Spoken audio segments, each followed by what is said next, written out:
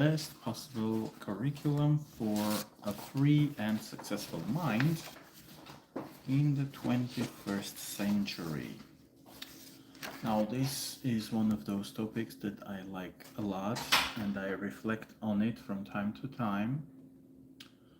And I'm trying to build a curriculum that will be efficient and productive and useful and also interesting and fun for an individual who wants to live freely as an individual without the constraints of uh, the location, the culture, the religion, some form of meta thinking, and a set of skills and knowledge that will allow you to function freely and live your life to the best of your capacity and desire as a free individual wherever you are.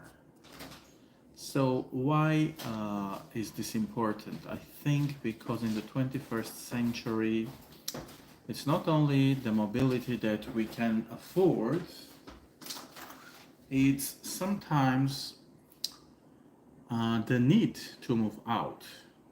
It might be because of internal reasons like politics or geopolitical issues like maybe a war or something.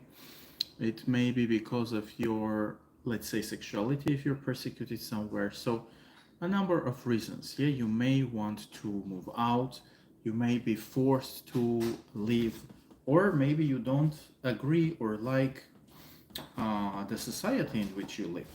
Yeah, so you may need to move out for different reasons, or you may still choose to live in that place. But if you want to develop your capacities to the best of your abilities, like your mental, maybe also physical abilities, and have a profound understanding of life, reality, and so on, you may want to explore your options, right? So give me a second.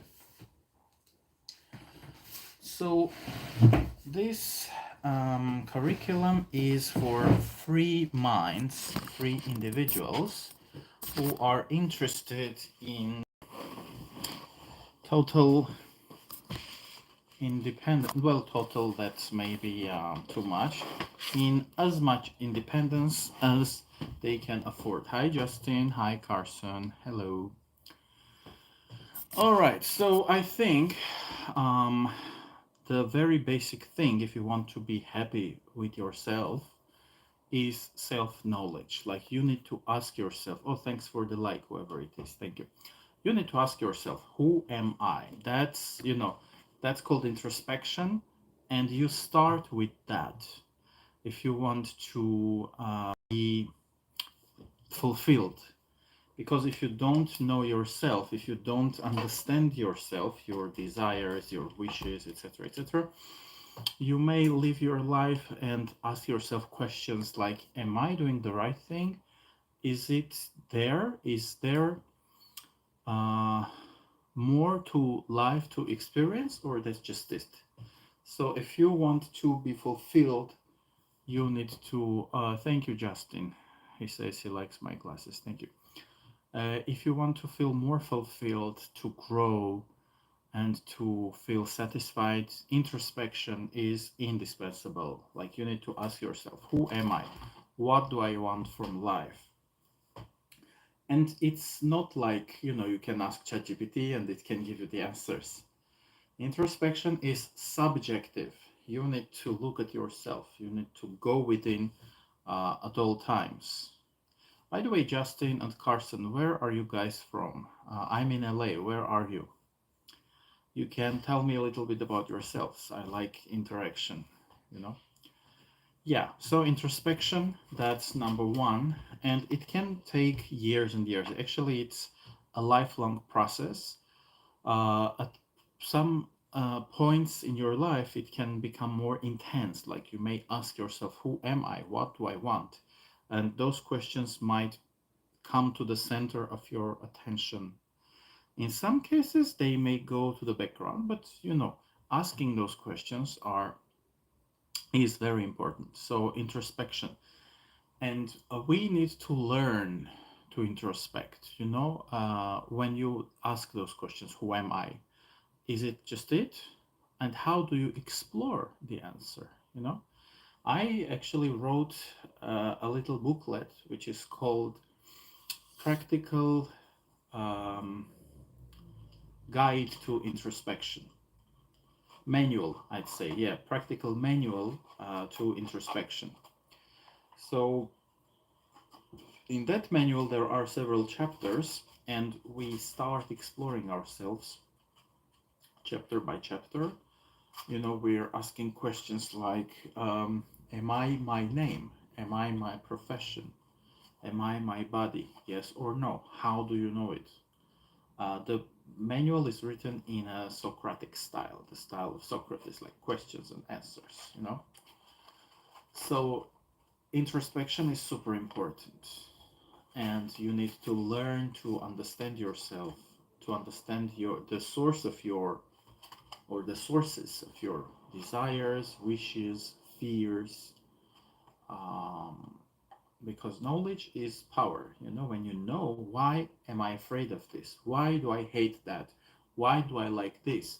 It's is in introspection, and you will be able to understand more. You will be able to sometimes control more, but not all the times. But still, you will be able to understand and say yourself, that's why I react so emotionally to this thing. Okay, so that's super important. Introspection. Apart from introspection, communication is very important, right? Um, if we want anything in this life, it can be jobs, it can be relationships, many other things. We need to know how to ask for it, right? So the second important thing, I'd say, is communication. And the better you are at it, the more you will win in your life. Communication in your native language, first of all. It's how to talk to people, how to communicate, how to talk about your desires, your wishes, your fears in a constructive way, in a respectful manner. Madonna has a beautiful saying, a quote. There's a quote from her which I love. I think one day I'll just print on my T-shirt that I'll have it printed and I'll just walk with it. She says, "A lot of people are afraid of saying what they want. That is why a lot of people don't get what they want." That's um, one part of truth. When we don't explore our desires, wishes, and fears, or we don't communicate them clearly in the right contexts, then it might be practically impossible to get them, or it might be much harder to get what you want, right? To fulfill your desires. So being able to understand and to utter what you want, to say to others what you really want, is something important. And communication skills are considered to be soft skills. Um, some people might say it's part of leadership skills as well, right? So that's super important, communication. Then, apart from introspection and communication, a foreign language, learning a foreign language can be very beneficial. Uh, if we start with practical reasons, like it can increase your employability, first of all, and depending on your area of interest, like if you want be to take on a profession that is about a lot of communication, a lot of traveling, that can be very beneficial for you too. Yeah. If you want to become a translator, an interpreter, or work at an international company that has chapters or branches or centers across many countries, and you can speak one or more foreign languages, then that could be, an excellent choice for you. You know, so learning a foreign language or more than one is very beneficial on the practical level, your employability, also on the level of your brain and your what is what they call neuroplasticity. Like when you learn a new foreign language, your brain cells, your neurons learn to connect together in new ways. And you train your brain through learning a new foreign language, just like you train your muscles at the gym. Learning a foreign language is one of the ways in which you can train your brain. And learning a foreign language, again, it should be fun, it should be interesting, it shouldn't be stressful. Your time frames need to be realistic. Some people think that learning a foreign language takes 3 to 6 months, but for a lot of people, that's not the case, especially if you want to get to the advanced level of the language, not the beginner or lower intermediate levels. It should take you several years. It can take you several years. Let's have it this way. It depends on the ability of each person, but your expectations should be realistic. Between 2 to 4 years, at least, for learning a foreign language. Brittany says hello. Okay, Brittany, I'm not sure that you're saying the truth and, writing that kind of stuff on YouTube. I don't think it's a good thing. So, I'll just leave your comment there, but be aware that, when you say stuff like that, uh, some people can even report your commentary, including the author of the live, and you will, in the end, harm yourself, okay, through those comments. In case if there is an emergency, you call 911, okay? And you're not writing comments on YouTube, okay? So this is a fair warning. I think every reasonable human being knows that, but a fair warning, okay? Now, introspection, communication, a foreign language, those are three important things that I think every free and successful person needs to know. A foreign language can also be important. See, with the arrival of the new administration, there were some people who chose to emigrate, to leave the United States, right? Some of them went to Canada, others probably Europe, etc.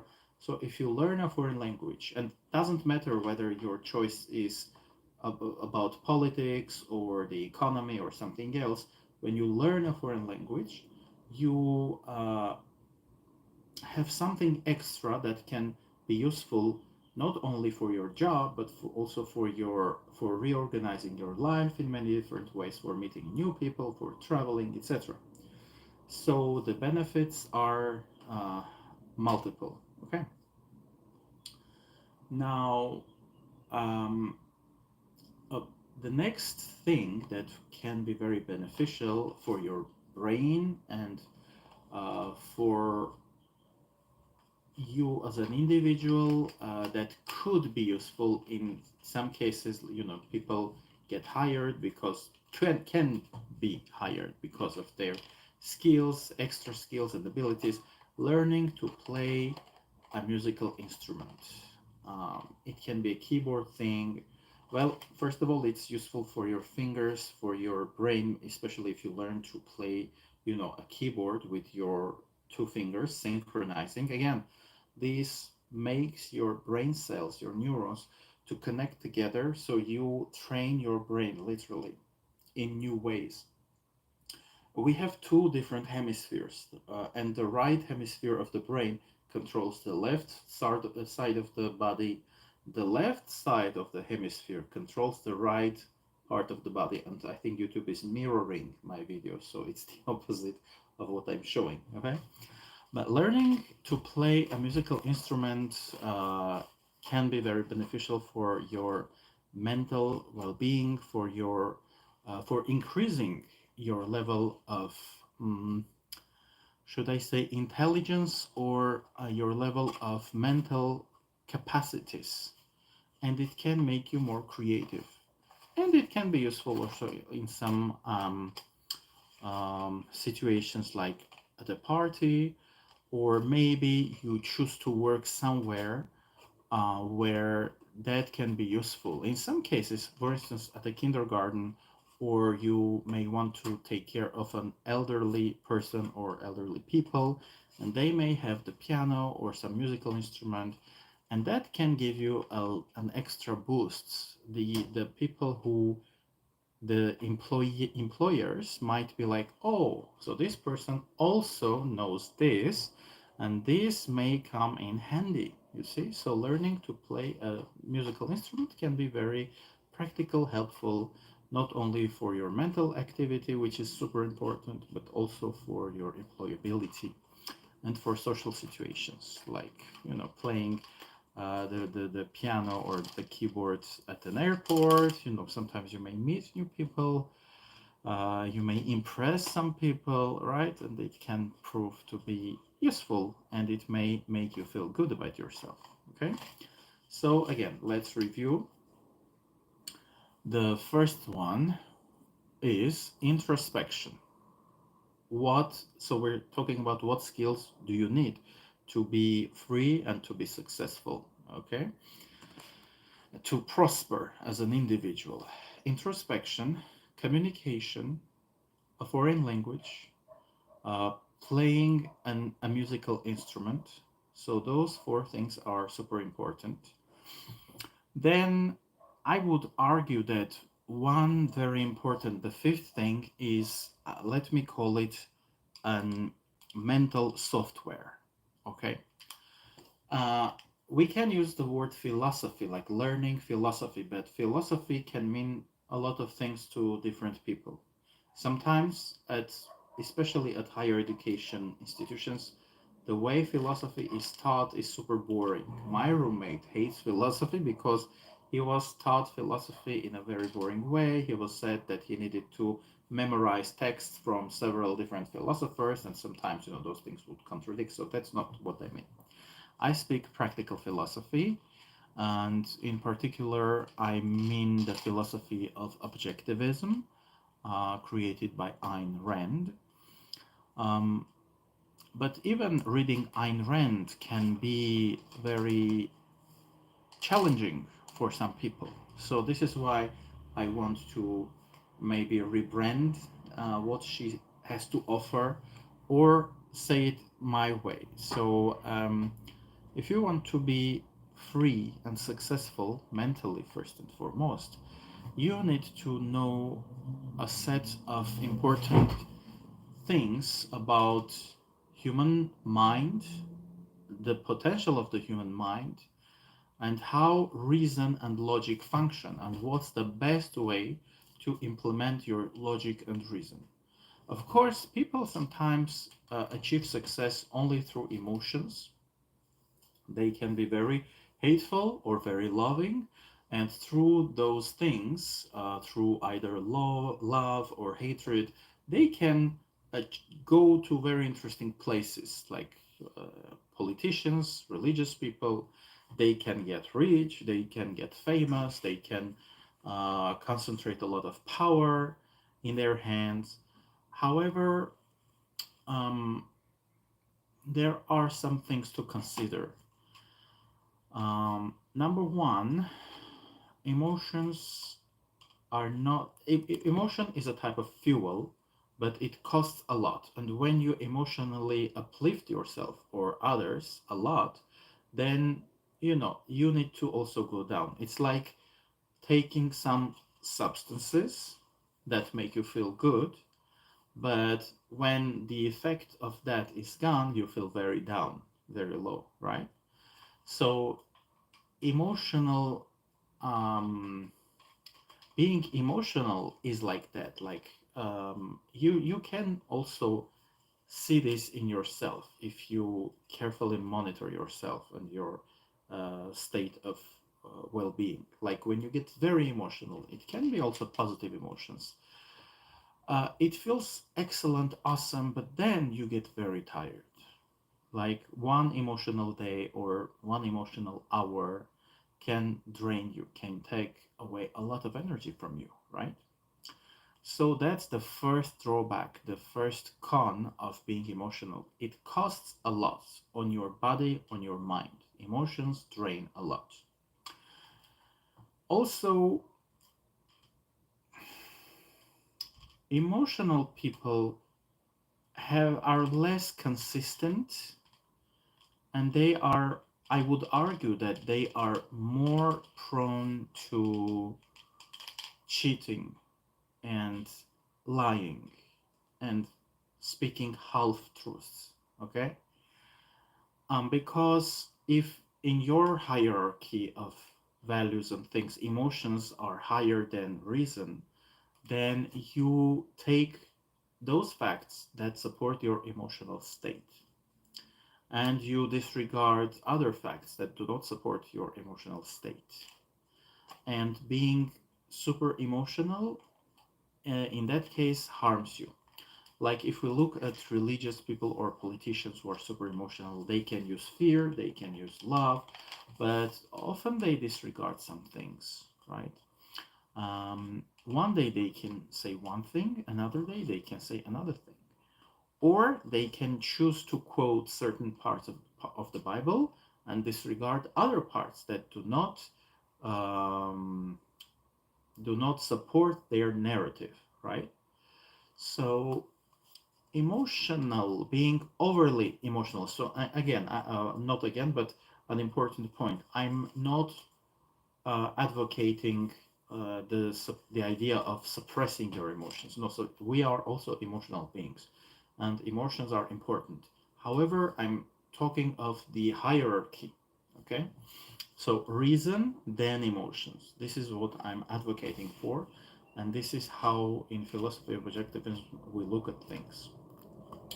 But the fifth important part is to have a healthy mental software that will allow you to distinguish between truth and lie, real and non real, beneficial and harmful for yourself and for your community.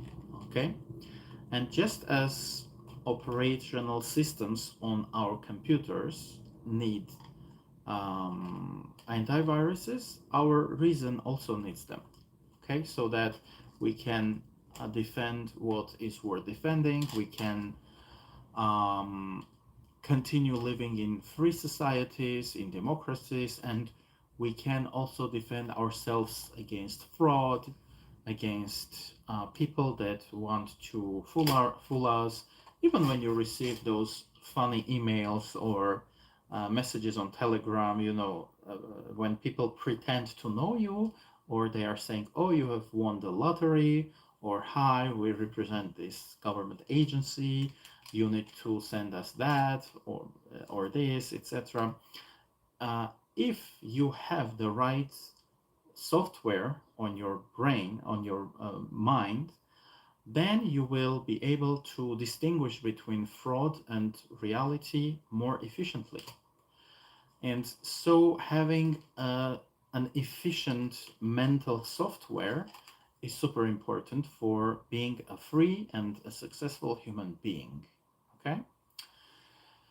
Um, Even for like when you have a laptop or a smartphone, an iPhone, it's important to have a good piece of hardware, right? Like your device needs to be good. The metal, the plastic, the screen, everything needs to be good, right? But if those devices don't have good hardware, the software, they are useless to us. Like if your computer, your laptop doesn't have Mac, Linux, or Windows on them, it's just a piece of hardware without anything. When you open it, when you turn it on, you will have zeros and ones on it, and that's it. So those devices become useful to us human beings who are not programmers thanks to their operational systems. Especially Windows is like super cool, super comfortable, but there are others as well, right? So our brains are like that as well. We need to have good operational systems on our brains, on our minds, to make our minds more successful. And that's the fifth thing a successful and free human being needs to have. Um, I think if I say that it's basically the philosophy of objectivism, then I would also introduce the sixth important component, which would be media literacy as an important skill or knowledge that is important for a free and successful human being. You need to be able to use modern technology, you need to be able to use Zoom, social media, maybe make websites. This is more subjective. Not every human being needs to know how to make a website, right? But like using platforms that can allow you to earn money, like for instance Upwork, or places that will allow you to apply for a job like LinkedIn or some other places. So there is still a set of skills that will be important for all human beings. Um, so that would be the sixth one, basic media literacy, I would say, plus, um, shall we call this not even employability, because being employed is, yeah, still a means to a greater end. Yeah, you want to get employed in order to earn money. So your end point is uh, the ability to earn money. So I would say basic skills, digital skills, plus money making skills. Like you can make money through being employed, but you can also become self-employed. Yeah, you can also become an entrepreneur. You can work on your own or make your own small team of people, teach or offer some products, services. So that would be the final important skill for a human being who wants to live freely and who wants to be successful and create prosperity for themselves, not just survive, but to thrive. And with this set of skills, you can function properly and become prosperous in any society where you have human rights and freedom. I would argue you could even maybe succeed in harsher places, like countries that do not respect all the human rights. But I'm not an advocate for such places like Russia, Saudi Arabia, etc., etc. Sometimes in those places you still have money flowing, but I'd say it's not worth, and also ethically, like, do you want to support places that disrespect you as an individual, as an LGBT person, as a woman, as an individualist, as an atheist? Um, so there are also those ethical constraints, and I'm pretty certain that you wouldn't be able to feel prosperous and successful and free in those places. Some individuals might, but a lot of us might not, and you are not protected by law. They can come and take your property away. They can falsely accuse you of stuff. Those places are not worth investing in and considering, I would argue. So basically that's it. And I will end this live by letting you guys know that I'm building. So my channel is called New Intellectuals Community, right? So I'm building a community of new intellectuals. And the concept of a new intellectual is the one that I'm taking from the philosophy of objectivism. Again, yeah? That philosophy, which I say is an optimal mental processing system for a free and a successful human being. So if you're interested in this, if you'd like to help me teach people this curriculum, if you'd like to learn it, you are welcome to join me. And I'm working on making a movement which will first be centered in Los Angeles, but then it will go global.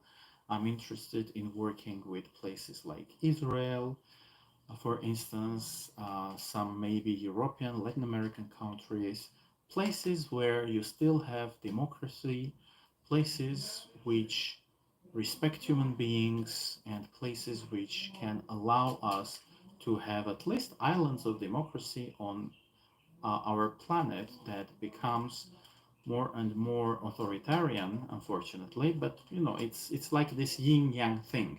Sometimes more societies become freer, and sometimes there is regress.